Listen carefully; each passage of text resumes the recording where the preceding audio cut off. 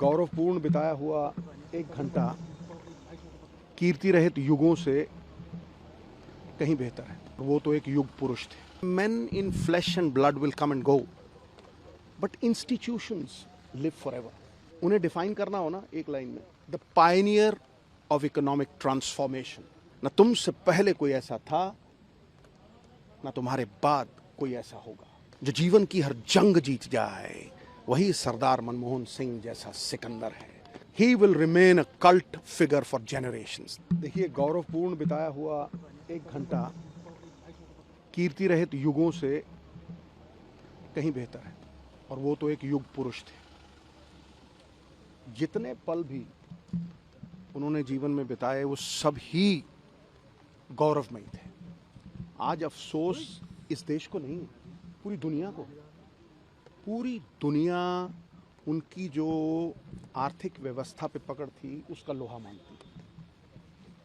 See, men in flesh and blood will come and go, but institutions live forever.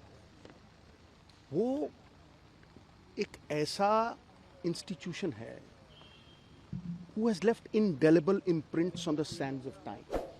Everybody in the world recognizes that. देखिए, उन्हें define करना हो ना एक line में, the Pioneer of economic transformation for this country. He was the Pioneer. और अगर मैं कहूँ कि पहली बार हिंदुस्तान की इकोनॉमी को खोलना, एफडीआई यानी, फिर चाहे वो ग्लोबलाइजेशन हो, प्राइवेटाइजेशन हो, लिबरलाइजेशन हो, पिलर्स ऑफ स्ट्रेंथ, बाकमाल था। और ये नहीं, आप ये देखिए कि जो गरीब लोगों के दिलों का साम्राज्य है ना, उसके वो अजीमो शान शहंशाह, उसका कारण है। उसका कारण ये है कि जो दिहाड़ीदार, पल्लेदार, बिलो पॉवर्टी लाइन, बीपीएल लोग, 60-70% हिंदुस्तान की पॉपुलेशन जिन्हें रोटी खाने के लाले हैं, उनके लिए जो मनरेगा का लाना, डेली वेजेस का लाना, 3 rights, right to food, right to education, और सबसे बड़ी बात है, पॉलिटिक्स में अकाउंटेबिलिटी और ट्रांसपेरेंसी 2 चीज़ें होती हैं। सबसे बड़ी बात है अकाउंटेबिलिटी, आरटीआई एक्ट लेके आना। चाहे वो धूमिल हो जाए ना हो, वो बात अलग है, लेकिन उसे इस तरह से पेश करना कि हर सरकार जवाबदेही हो। तो मैं आज उनकी शान में ये कहूँगा कि जब भी काबिलियत, किरदार और ईमानदारी, क्रेडिबिलिटी का जिक्र आएगा, सरदार मनमोहन सिंह, आपका नाम पहले सफ़े पे सुनहरे अक्षरों में लिखा जाएगा। न तुमसे पहले कोई ऐसा था, न तुम्हारे बाद कोई ऐसा होगा। ही वॉज, जिसे कहते हैं ना कि आज के युग में सबसे बड़ी बात है विश्वसनीयता। वो विश्वास इसलिए नहीं है क्योंकि the image of the ugly politician has not been erased. वो एक ऐसा आदमी था, मुझे आज भी याद है खुशवंत सिंह साहब की वो कहानी। उन्होंने कहा कि मैंने 3-4 लाख उन्हें इलेक्शन फंड में दिए। तो जब इलेक्शन ख़त्म हो गया, दरवाजे पे दस्तक हुई, वो खड़े थे और उन्होंने कहा, यार ये तुमने 3 लाख दिए थे, इसमें से 2.5 लाख बच गया, मैं तुम्हें वापस देने आया। मिसाल है कोई ऐसी दुनिया में? कोई मिसाल नहीं। और ये जो बातें मैं कह रहा हूँ, ये इसलिए कह रहा हूँ कि चाहे उनकी रिकग्निशन की बात करें, देखिए मणि जो है ना, अगर मिट्टी में हो ना, धूमिल हो जाती है, उसकी चमक नहीं बढ़ती। लेकिन उस मणि को अगर आप सोने में जड़ दो ना, तो उसकी चकाचौंध जो है वो पूरी दुनिया में फैलती है। और आज देखिए,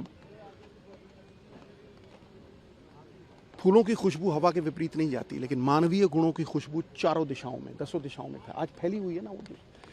उस मणि को सोने में जड़ना, चाहे वो आरबीआई गवर्नर गिराजी, उसके बाद नरसिम्हा राव जी फाइनेंस मिनिस्टर, उसके बाद 2 बार प्रधानमंत्री। Talent is nothing without opportunity, वो भी बहुत बड़ी बात है। The Ben of Indian society is कि मेरिट ऑनर नहीं होती, लेकिन यहाँ पे वो मेरिट ऑनर हुई, और वो मेरिट आम लोगों, साधारण लोगों तक गली मोहल्लों में फ़ायदा बन के पहुँची। मनरेगा, मतलब मैं 1000 चीज़ें गिनवा सकता हूँ। 72,000 crore, the only prime minister, 72,000 crore रुपया फार्मर्स का लोन वेव ऑफ किया। सो जहां हर सर झुक जाए वही मंदिर है, जहां हर नदी समा जाए वही समंदर है। जीवन की इस कर्म भूमि में युद्ध बहुत है। जो जीवन की हर जंग जीत जाए वही सरदार मनमोहन सिंह जैसा सिकंदर है।